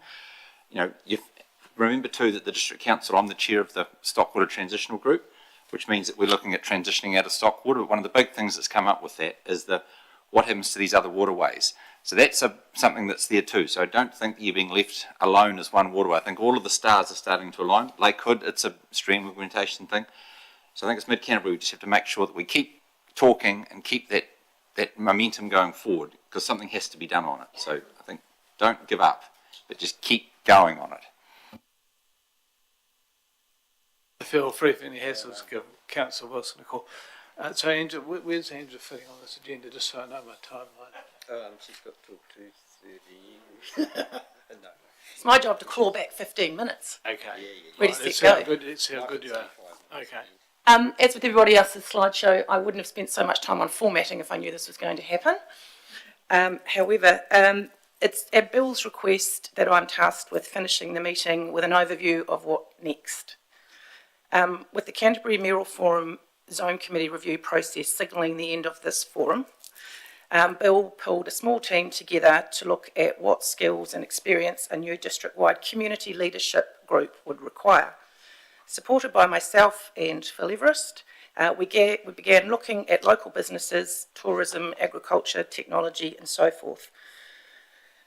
We quickly had a list of people to shoulder tap and fortunately got a very favourable response from those we asked. Tangata whenua facilitator when I joined the Ashburton Zone Committee in 2017 was the late Peter Ramsden, and he would always start our zone committees with a karakia that talked about our past, the present and our future. So I thought it was very fitting to kind of run with that theme, and it was very, all through his stories was the Canterbury Water Management Strategy and the power of collaboration. So Peter's on the left over at Kokorarata, or Port Levy, where he comes from. In the middle, Brett Painter, who presented earlier, and Pete Lowe standing at Winslow with Hinds school children talking about the good work that the Managed Aquifer Recharge HH Wet are doing. And Pete will attest to this, the hands were up, there were questions and suggestions and all sorts of engagement, which was fantastic. And then on the right, Enviro Collective hosted a field day up in the Ashburton Forks area, and there's some kids in the stream with a freshwater scientist talking about, stream health and invertebrates. I just wanted to quickly throw this up here. The Canterbury Water Management Strategy, as you'll see, runs from 2024 to 2034. Their values are people first, collaboration, stewardship, integrity, and can do. I feel like our zone committee, and even more recently, Mid-Canterbury Catchment Collective, especially the collaboration. We collaborate with schemes, all different sorts of industry groups. So, as Richard's just touched on, that's where the power is. In their long-term aspirations, they talk about empowered communities taking action, and we're pretty proud of how we're tracking with that one here in Mid-Canterbury. And their strategic priorities, the second one is about fostering relationships that underpin regional leadership for our communities. So it feels like what I'm about to talk about is all through our values, long-term aspirations and strategic priorities of the CWMS. If we go to the past, and Bill covered some of this at the start, and Brett went into it a bit more, but these are some examples of past collaboration. So on the left, we've got Pete Lowe, Bill Thomas, I think Phil Everest's in there, Stuart Wilson. So that was the Hinds Drains Working Party, and a stunning example of collaboration. The top right-hand corner, when I first joined the Zone Committee, we had a field trip. So that's Bill Thomas as chair then. I think we're up at Hekeao Downs. We were somewhere up there collaborating with Runanga and talking about how far the relationships had come, which was encouraging. Bottom right-hand corner is Chris Allen. Has to do a shout out to Chris. Ashburton Forks Catchment Group, when he started it, he called it the Premier Catchment Group. Each and every chance he got, sitting in the chair over there. This is Harry doing stream health assessment monitoring at the confluence of Boyers and Taylors. Hopefully I've got that right. Megan was there. So we do lots of engaging, lots of educating, and we're empowering our catchment communities. The present, on the left, where it's Sir Graham Harrison's Foothills property, he was showcasing regenerative bush and wetland enhancement. So that was a Blue Greens conference that was there earlier in the year. Top right, we've got Ashburton College, I want to say year 11 or 12 ag students. We did some stream health monitoring. We're back on the Windermere Drain that Phil talked about earlier. So that's the understanding the bugs, and we got them to take some guards off some of our riparians, so there was a bit of community service. Phil showed them the real-time nitrate sensor, plus prior to that we'd given them a farm tour, which, again, some really good questions and a really engaged group of young people. Bottom right, Mayfield Show this year, the second year we've done it. We were in the Hekeao Hinds Science Collaboration Marquee, and we're with Pete and the HH Wet crew, Bar Hill Chertsey Irrigation and Mid-Canterbury Catchment Collective.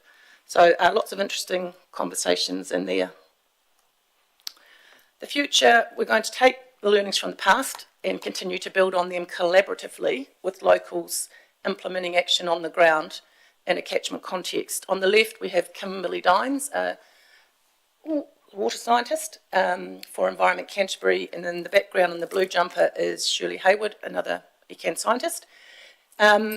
Taking our Foothills group, who were brand new and just starting at the time on a 101 of water monitoring, and go back to our mayor's point earlier, we were taught by them, and they were really keen to see us out there doing it, very encouraging. Some of those conversations feels like they got a little bit lost.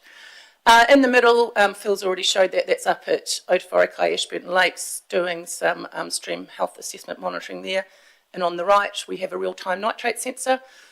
I feel like I should have a science lab coat on when I'm doing that, but it's a really simple piece of equipment, fantastic technology, game changer, like the auto traps. It's the game changer of the water monitoring. And that's sitting on one of the sections of the maps of the lowlands drains. So the Mid-Canterbury Advisory Group, brief background there. The Canterbury Mural Forum administer the CWMS. Last year they asked for a review of zone committees, and Environment Canterbury led that review. In December 2024, Environment Canterbury presented a proposed new core leadership group. There's a photo of that on the right. I've got a copy here if anybody wants to see it more closely. So that was presented to the chairs and deputy chairs late last year, December. In February this year, the proposal was brought to the Zone Committee. Cam Smith's in the back came along and presented, and it was decided that rather than having local community outside of the core leadership group, as a district, we preferred the local community to make up the fourth leg of the stool, which has been discussed earlier. We very fortunately had a lot of input from the community prior from Mid-Canterbury community vision work that we did. That was in conjunction with ECAN's Canterbury Regional Policy Statement engagement. So we did a lot of work. We consulted with over 600 people. Phil led it. God only knows when he first said it was a good idea. We all thought, no, he was crazy. But anyway, we carried on. We got it landed, and our mayor took it. Our mayor, as well as quite a few community members, took it to ECAN to present to the ECAN councillors. And I'd have to say it was very successful. Not too sure what's happened since. So that meant that we had a draft vision that locals felt was fit for purpose. Between the Zone Committee and the Vision Group, things started to get traction. The advisory model opportunity was an example given to us by Jeremy Adamson from EA Networks, and it was based on EA Networks' engagement with the Electricity Authority and the Commerce Commission. So we didn't make up a model. We're actually hoping to be able to use one that's been tried and tested. Oh, what do I say here? Oh yes, so this is our Bill did an awesome job pulling this together. We needed purpose, we needed structure, we needed form. Our purpose is the Mid-Canterbury Community Advisory Group provides the voice of the local community to the Canterbury Mural Forum and Canterbury Water Management Strategy in the development, implementation and reporting of regional policy and national as required, while using the Mid-Canterbury RPS vision statement as its cornerstone. The vision statement is Mid-Canterbury's intergenerational vision is for a thriving and resilient community who are environmentally responsible, culturally respectful, economically viable and socially cohesive, recognising these aspirations are interdependent on one another and underpinned by water. So there's copies of that document here for anybody who wants them. Encourage them to take them away. Yeah, that's it for me. Almost. I want to acknowledge the previous speakers. Really proud of how engaged our communities are and the leadership that we're seeing. I want to acknowledge Pete Lowe and the incredible work you're doing with HH Wet, Pete, and the commitment, your ongoing commitment on behalf of the wider community as a Hinds person. Just quickly, there was an apology from David Clark, who wanted to be here today. And a huge thanks to Bill. I've got something to give him later. A huge thanks to my fellow Zone Committee members. And a huge thanks to our families who probably wonder where we disappear to have these meetings and talk about water and biodiversity and everything a lot, apparently. In closing, because Harry loves a quote, I've got one here from Bill Thomas. So, empowering local communities to take action within their catchment while working with ECAN to fulfil regulation requirements in a logical and practical way. So, when we were pulling this together, we wanted that to be a celebration of what we can see happening, and hopefully that message has come through. Thank you. It's well done, Ange. That's sort of a summary of where we're going. So this Zone Committee is going to be reviewed, and it goes to the Mural Forum, which Mayor Brown is representing us with Hamish Rack on the 30th, I think it is. Yeah. So really, I just wanted to say just a few quick little words. Firstly, as Andrew did that quote about the practical way the community was going to interact with everyone, somehow along the way that intent was lost. ECAN had governance problems leading to commissioners being appointed. I joined the Zone Committee, and in 2016 the first correspondence I received was from the chair, who was ECAN Chair, Dame Margaret Baisley, congratulating the Zone Committee on the Hinds Drone Working Party final recommendations. How well that had worked, and yet now with MAR and everything, we're getting all these people contesting that good work, but it was acknowledged as a great piece of work. At that stage, ECAN reported that 57% of allocated water was used in Canterbury and 43% was unused.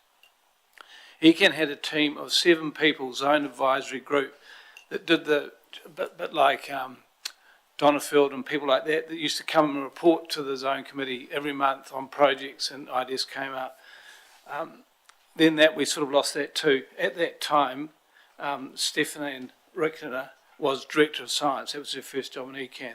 Farm environmental plans came into place, and then we began talking about MAR and how it was needed for targeted stream augmentation, and the water consultant, I think he was Canadian, was Bob Bauer, who ran that process, and it was the first one in New Zealand, and it's been successful, and as we've seen a lot of money poured into it, it needs to be used.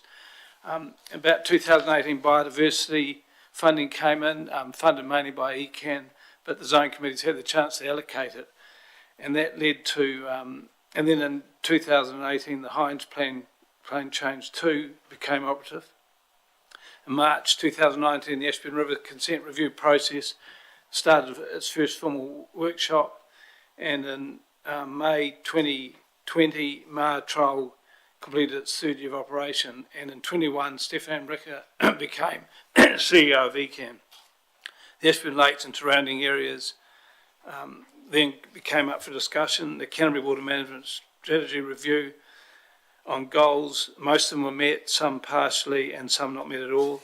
And early in 2022, ECAN Ashburton Zone Advisory Officers, which was the Donnells and people like that, stopped. So we lost that connection between the people, the community. In July 2022, the Mid-Canterbury Catchment Collective, MCCC, appointed Ange Cushing as a coordinator and was granted a 30,000K funding from the Zone Committee, which Ange quickly turned in with MPI to over 900,000, which must have been the biggest success we had as a community. And I think the way Ange does run that and to attract young people and the youth have attracted all the farmers and different people in the community to get involved, and that's, I think that's a huge achievement, and there probably wouldn't be many districts, though there's a lot of catchment groups. I think Canterbury is certainly punching. So those are all good things. The Ashburton River Consent Review process pushed through with inadequate science and local voices being ignored, and Greenstreet would be a prime example of that, how that could have been done better. After that, I joined the last 9 years regulation, plan changes, solutions to local issues that affect local people and communities, and work stopped, led by the Zone Committee. That sort of work sort of stopped, and ECAN had affected parties and exchange information in the hope of best outcomes. Collaboration, as always, communication is what is needed to make this work. So where will the local projects go now to be heard and supported by local communities? Doesn't look like it will be in Ashburton. What happens to the original concept of local people supporting local projects to find local solutions and regional regulations? So 2025 is where we are now, and as Ange has pointed out, the advisory group is what we're looking at, which will be the community can be involved in it and it can work along ECAN with its regulating powers, and hopefully we'll have a successful outcome. Before I finish, I just got to I thank Ange and Phil Everest for the help to get this off the ground, and I'd also like to say we've had 3 facilitators been involved, and the first one was Olivia Smith, who's a young bouncy young lady who was really good, and she got us going and always drove things. And then when she left, I was a bit devastated, and I complained to the CEO of ECAN that you can't just keep taking people away. And then this guy Dave Moore turned up, And we found Dave to be extremely reliable and got things done, and he did a super job, and he keeps coming back. So that can't be all bad. We've got Jamie Grant now, who's been, she's a real bubble and a great girl, and unfortunately, she's had family issues, and so not here today, which she would like to be here. But so I think the whole zone committee would like to thank all the facilitators, because they have been the one link that we've managed to maintain through that period. So that's just a rough, and also, of course, I want to thank Carol, I've got that written down, who sat there and taken the minutes and always on time, gets things done, and has been a great support. So thank you for that. Just to make this form, if I find a piece of paper from Tony from ADC. So what happens now is that the zone committee is a joint committee of ECAN and ADC, and it's now the proposal to look at how the zone committee works. Everything is now going to be finalised at the Mayoral Forum on the 30th of this month, and then if changes are agreed, it'll then have to come through a process where ADC will have to approve what they want to do, and ECAN approve what they want to do, and hopefully in establishing the new leadership group, and we're hoping that it'll have the advisory group and that in a circle. And then once that happens, there'll be a process, I presume, with the councils on how the mechanics of that work. But to all intents and purposes, this is the last meeting of this type, and there'll probably be a wind-up meeting once the councils have worked out which way they're going to go, and I sincerely hope it's the way that we want this community to be representative, which has been shown today. And I thank the public and everyone who turn up and support it, because without you, we wouldn't have a community. So that's a bit of a summary, just a bit of history that we can write down. Dave, what have you got to finish? I've still got this one here. Yeah, because that's more about the projects going forward, isn't it? Yes, we just did. Sorry, we just have to, this is agenda item number 13, which is confirming the Ashburton Water Zone Committee's priorities for the future document. It's a handover document. You had a workshop in April, and the document is on page 30 in your agenda, and it's really just asking the committee to confirm that that's correct, or if there's any changes, noting them today. Also, while you're looking at that, I just want to thank you for your comments, Bill. Very kind. Olivia Smith was a very hard act to follow, and thank you for your confidence while I got up to speed.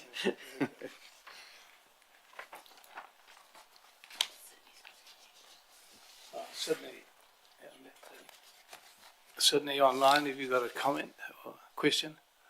Oh, hello everyone. This is our last meeting. I'm sorry I cannot be there today in person for lunch, but I just want to thank everybody.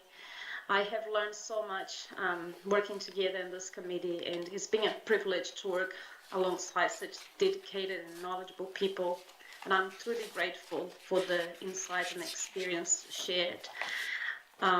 The learning that I have gained through this Mahi is already helping me in my role as a science teacher and as an active member of our school community, and I'm able to share the real world experiences and deep understanding of water issues with my students, and I feel better equipped to inspire and support our matariki to care for our environment. So thank you, everyone. Thanks, Sydney. Just one quick thing, because I'm the chairman, I can sort of do things a wee bit out of sync. But we just want to acknowledge Chris Allen, and I see Anne-Marie's here, and appropriate that Jono's here, but the good thing about him is he always had laughter, always had one-liners, which is sort of show me the science. He'd always say, show me the science, and people presenting, so that's very well, show me the science. He was good. We always had arguments over parking spaces, because he and I had a competition who'd get a ticket and who wouldn't. And both of us, thanks to ADC, we didn't really get a ticket, so that was good. He loved being on TV. Every time I had to stand aside as chairman because I was away, Chris would take over, and then he'd end up, the TV crew would arrive. And I'm not sure how he worked that.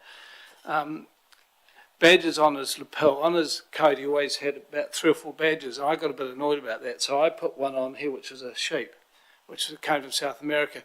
And I was just waiting for him to say something because he'd look at it, but he never said anything. He must have died to ask what it was, but he never said anything. Phone calls, he was great at organising things behind the scenes because suddenly Andrew had this really good idea, and I thought, well, I've got that idea too. And of course, Chris had rang Ange, then rang someone else, and then rang me, so we're all on track, and he got things done.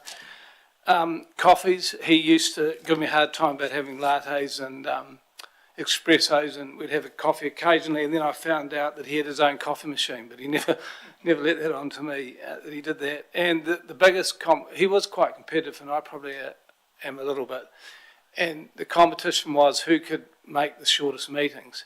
And we always tried to be finished in 2 hours, which would almost get around 3 o'clock. Well, 1 week I was away, and he claimed he did his in 15 minutes. Dave, you were there. What was the story? Wasn't 15 minutes, but I think it was about an hour, so it was pretty good. We have to acknowledge that.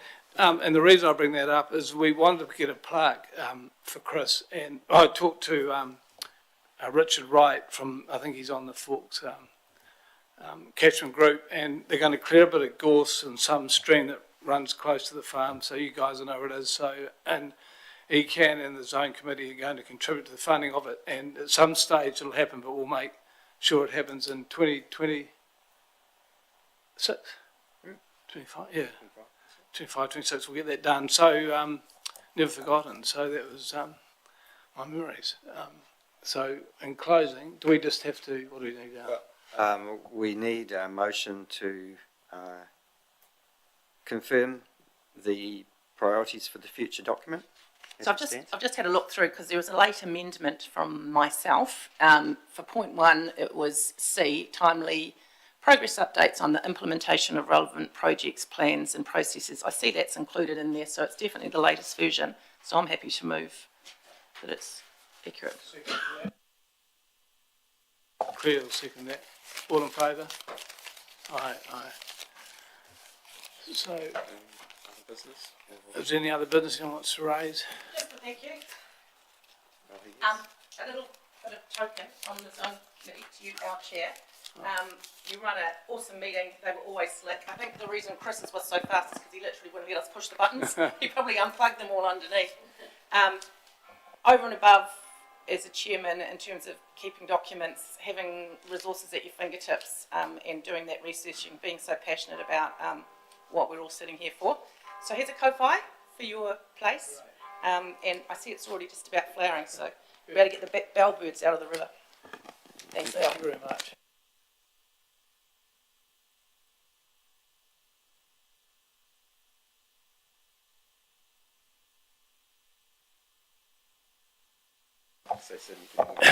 Mr. Ramsden, Peter Ramsden, who was the big kahuna for the local tribe, and he was great. And when he retired from the committee, I thought, well, I should make an effort and do a bit of te reo, which obviously my generation is not very good at. So I got online and I Googled the speech I wanted to make, and I wrote it all down, and I got a book for him. And I said my bit in te reo, I thought, and went up to him and shook his hand, and he said to me, Bill, I have no idea what you said. And I said, well, I've got no idea either, but enjoy the book. So now, you do know what you're saying, don't you, Dave? So Dave can do the correct. I'm no expert, but here we go. Thank you, Bill. Unihia, ki te u tapanui o tāne, kia wātia, kia mama, te nako, te tinana, tai wairua, I te awa tākatu. Koia e rā e rongo, whakaauri aki ki wunga, kia tina, homie, hui, tai ki e, and I'll translate it. Draw on the supreme sacredness, to clear, to free the heart, the body, and the spirit of us all. Rongo, suspended high above us, so that it has certainty and is maintained, so that it is secure. Meeting closed.